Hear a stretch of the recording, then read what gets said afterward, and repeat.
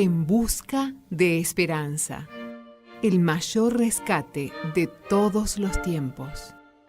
En la lectura, el licenciado Alejandro Venegas. Capítulo 9. La purificación.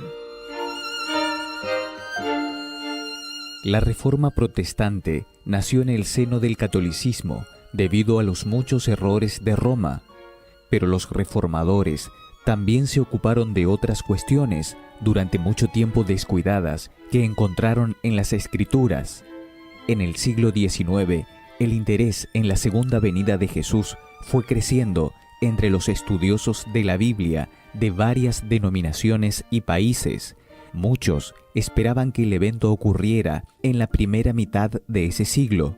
El movimiento fue especialmente fuerte en los Estados Unidos, donde sus seguidores llegaron a ser conocidos como adventistas, sobre la base de una profecía de tiempo en Daniel capítulo 8 versículo 14, acerca de la purificación del santuario. Esperaban que Jesús viniera y limpie la tierra en 1844. Cuando eso no aconteció, algunos de ellos investigaron las Escrituras para entender por qué no había ocurrido tal evento. Los santuarios terrenal y celestial.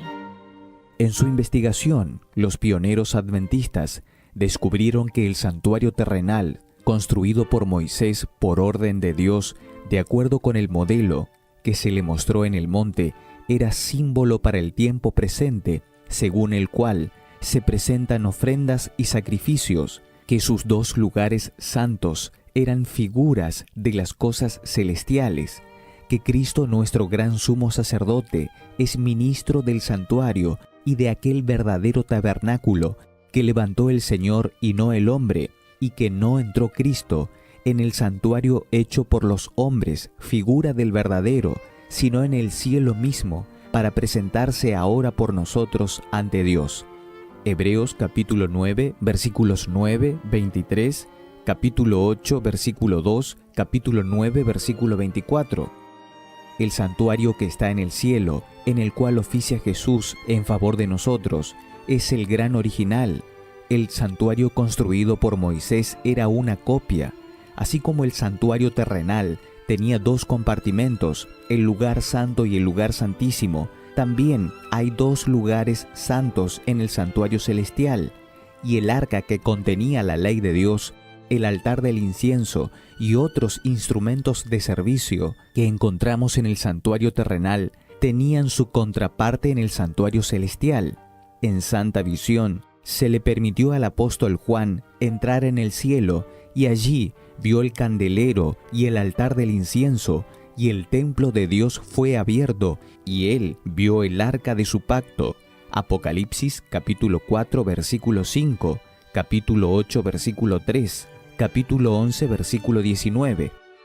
Los que estaban buscando la verdad encontraron pruebas irrefutables de la existencia de un santuario en el cielo.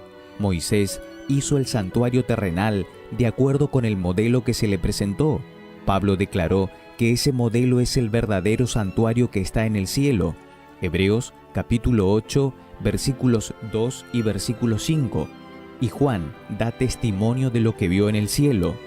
Cuando terminaron los 2300 días en 1844, por muchos siglos no había habido santuario en la tierra. Por tanto, el santuario del cielo debía ser el mencionado en la declaración. Hasta 2300 tardes y mañanas, luego el santuario será purificado. Pero, ¿cómo podía necesitar purificación el santuario celestial? Al volver a las Escrituras, los estudiosos de las profecías descubrieron que esa purificación no se refería a impurezas materiales, puesto que se lo debía hacer con sangre, y por consiguiente debía ser una purificación del pecado. Dice el apóstol: fue pues necesario que las figuras de las cosas celestiales fueran purificadas así, con sangre de animales, pero las cosas celestiales mismas con mejores sacrificios que estos. La misma preciosa sangre de Cristo. Daniel capítulo 8 versículo 14, Hebreos capítulo 9 versículo 23. Para saber más acerca de la purificación señalada por la profecía, era necesario comprender el ministerio que se llevó a cabo en el santuario celestial. Esto se podía lograr solo estudiando el ministerio que se realizaba en el santuario terrenal, pues Pablo declara que los sacerdotes que oficiaban allí servían a lo que es figura y sombra de las cosas celestiales. Hebreos capítulo 8, versículo 5. La limpieza del santuario. Así como los pecados del pueblo eran transferidos antiguamente en forma figurada al santuario terrenal por medio de la sangre de la ofrenda por el pecado, así nuestros pecados son de hecho transferidos al santuario celestial por medio de la sangre de Cristo. Y así como la purificación típica del santuario terrenal se llevaba a cabo mediante la remoción de los pecados que lo habían cometido, así la limpieza real del santuario celestial se cumpliría mediante la remoción de los pecados que están registrados allí. Esto requiere un examen de los libros de registros para determinar quiénes, por medio del arrepentimiento del pecado y la fe en Cristo, están en condiciones de recibir los beneficios de su expiación. La purificación del santuario, por tanto, implica un juicio investigador. Esa obra debe realizarse antes de la venida de Cristo para redimir a su pueblo, porque cuando Él venga, traerá su galardón con Él para recompensar a cada uno según sea su obra. Apocalipsis capítulo 22, verso 12. Así, los que siguieron la luz de la palabra profética vieron que en vez de venir a la tierra al término de los 2300 días, en 1844, Cristo había entrado en el lugar santísimo del santuario celestial, a la presencia de Dios, para realizar la obra final de expiación, preparatoria para su venida. Un mensaje solemne. Cuando Cristo entró en el lugar santísimo del santuario celestial, para realizar la obra final de la expiación, encomendó a sus siervos el último mensaje de misericordia que había de darse al mundo.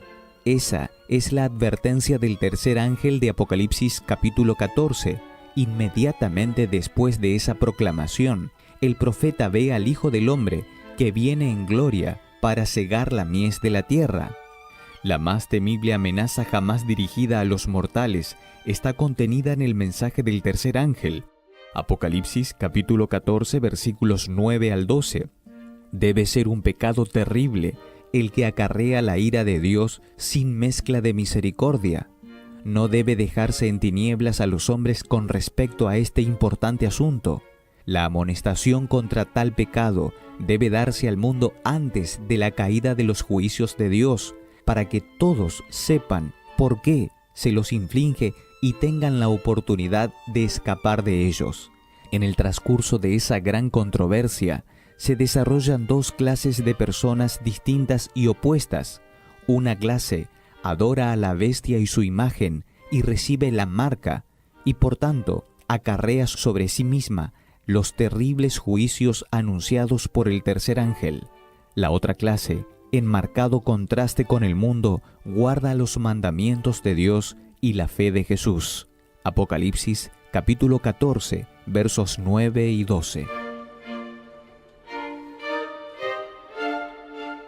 Esto fue En Busca de Esperanza, el mayor rescate de todos los tiempos. Lecturas de Alejandro Venegas y Karen Carballo, sobre textos de Elena de White.